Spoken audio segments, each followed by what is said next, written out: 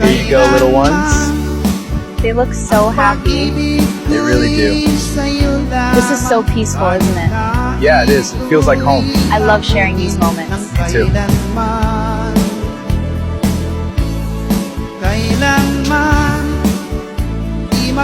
Ganito mga friends yung gusto ko pagtanda namin ni Jihan. Yung maraming alaga, tapos may mga halaman sa bakuran, may mga gulay at prutas, para yung kakainin namin yung wala ng chemical, para tatanda ka ng makaiwas ka sa mga chemical. Masarap kasi pagtanim mo, kasi ang gulay kasi pag sariwa, pag pinitas mo ngayon, mamaya lanta na yan.